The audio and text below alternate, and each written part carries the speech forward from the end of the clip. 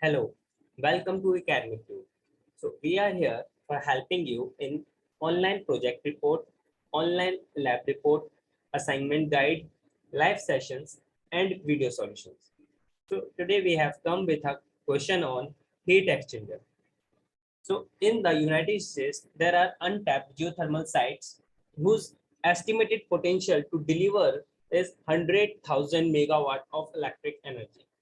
For the key components used in this geothermal power plant, heat exchanger is used. For this heat exchanger, the thermal energy from the hot geothermal brine is transferred to the second fluid that is evaporated in the heat exchanger.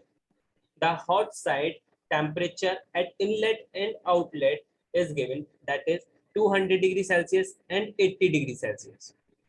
The cold side temperature is given is 45 degrees Celsius. So first we are going to draw the temperature distribution of the above criteria. So it is given that this fluid, which act as working fluid of Rankine cycle, is evaporated in the heat exchanger. So for that reason, the temperature of the cold side at inlet and outlet will remain the same, that is 45 degrees Celsius.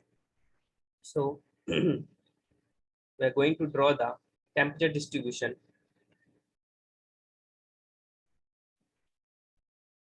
So this is some high temperature inlet of brine, that is 200 degrees Celsius, and this is the outlet hot temperature of brine, that is 80 degrees Celsius.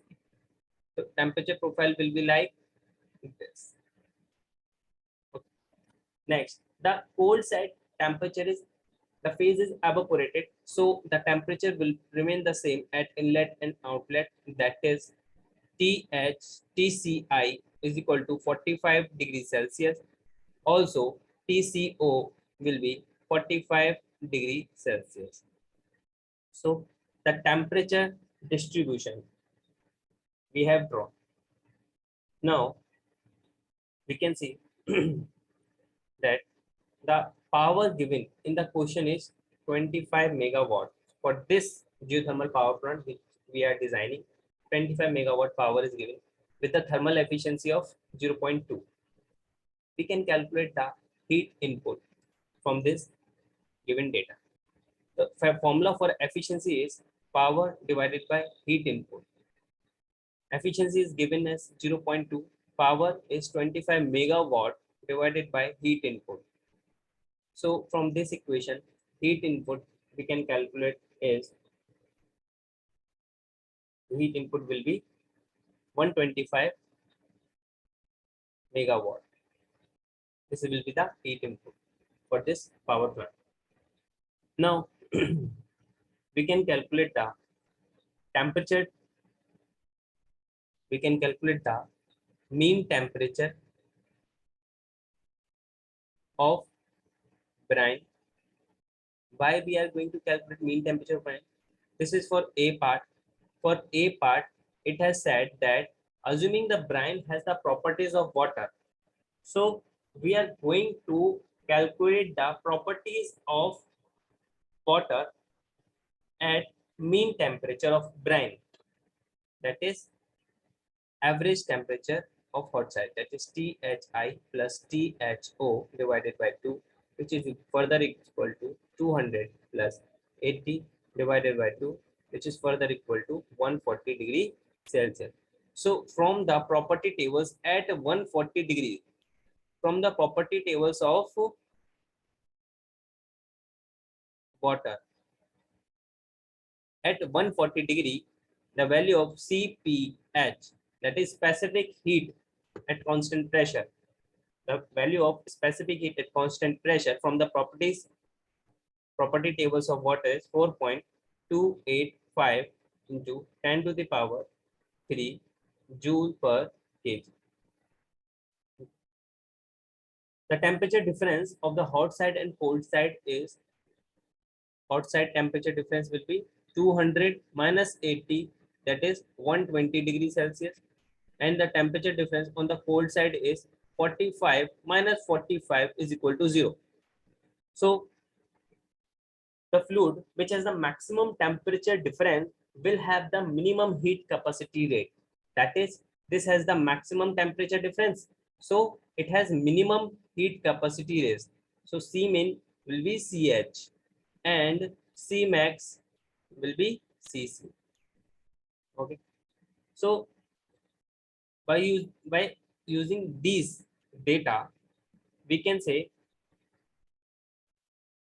the heat transfer rate can be written as CH THI minus THO. We always use the minimum heat capacity rate equation to calculate the heat transfer. Okay. So Q value we have already calculated, that is 125 megawatt. So 125 into 10 to the power 6. CH we can calculate. THI minus THO we have already calculated, that is 120 degrees Celsius. So 120. From here we can get the value of CH is 1041.67 into 10 to the power 3. This is 0 watt per Kelvin. This is the CH value. And further, if we break down the CH into m dot h into CPH, we can write CH, we have calculated 1041.67 into 10 to the power 3 is equal to mh, m dot h, that is, we have to calculate, multiply by 4.285 multiply by 10 to the power 3. From here, we can calculate the mass flow rate of hot brine is 243.09 kg per second. This is the mass flow rate of hot brine that we have to calculate in the question. So in A part, it has asked that determine the required brine flow rate, which we have calculated, the required effectiveness of the heat exchanger, and the required surface area. And for this, we know the overall heat transfer coefficient is 4000 watt per meter square. We have calculated the mass flow rate. Now, for the heat effectiveness, we use the equation THI minus THO divided by THI minus TCI. From this equation, 200 minus 80 divided by 200 minus 45, we get the value of effectiveness as 0.774. This is the effectiveness value of this heat exchanger. This will remain the same. Now, to calculate the surface area, we have to use the equation NTU is equal to UA divided by C min. And for using this equation, we first know the value of NTU. So let's calculate NTU first. NTU will be ln 1 divided by 1 minus epsilon. Why we have used this equation? Because this equation has been used for the heat capacity ratio when the heat capacity ratio is 0. What is this heat capacity ratio? CR is equal to C min divided by C max. We know that for C max, the temperature difference is 0. The temperature difference is 0, that is C max will be infinity. Something upon infinity is equal to 0. So for that reason, for CR is equal to 0, we use the equation NTU is equal to ln 1 divided by 1 minus effectiveness. Using this equation, we can calculate the value of NTU, that is 1 minus 0.774. So the NTU value will come as 1.487. Now using this equation, NTU we have calculated 1.487 is equal to U we have given 4000 multiplied by area which we have to calculate. C min we have calculated above, that is, this is our C min, 1041.67 into 10 to the power 3. 1041.67 into 10 to the power 3. From this, area is 387.5 26.24 meter square. This is the area which we have to calculate. So A part is done. Now come on the B part. What B part is asking is, over time, the brine falls the heat exchanger surfaces and resulting in the decrease in overall heat transfer coefficient from 4000 to 2000. For this operating condition, we have to calculate the electric power which we can generate through this underfold heat exchanger condition. So let's calculate the power. For power, we use the equation of efficiency, that is efficiency is equal to power upon heat input. We have to calculate the power and efficiency will remain the same of this power plant.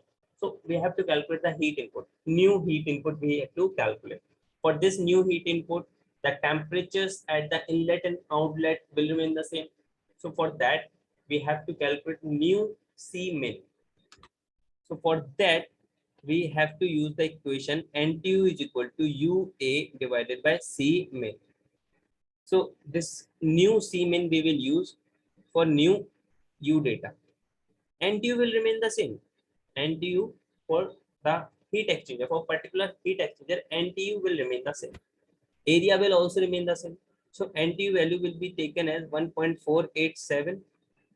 U, we will take 2000 multiply area. We have calculated 387.24 divided by C min. This is the new C min. That is, C min will come as 520.83 multiplied by 10 to the power 3 watt per Kelvin. This is the new C min. Now we can calculate the heat input, new heat input, that is C min, that which is C min is CH. We know C min is CH. So we use C min into THI minus THO. This is 520.83 multiplied by 10 to the power 3, 200 minus 80. This will come 6249960 watt. This is the new heat input. So using the equation of efficiency is equal to power upon heat input, we can calculate the power, that is efficiency into heat input. The power will be 0.2 multiplied by 62499,600. So power will be 12,499,920 watt. And approximately we can say power will be 12.5 megawatt. You see, initially in our question, power given was 25 megawatt.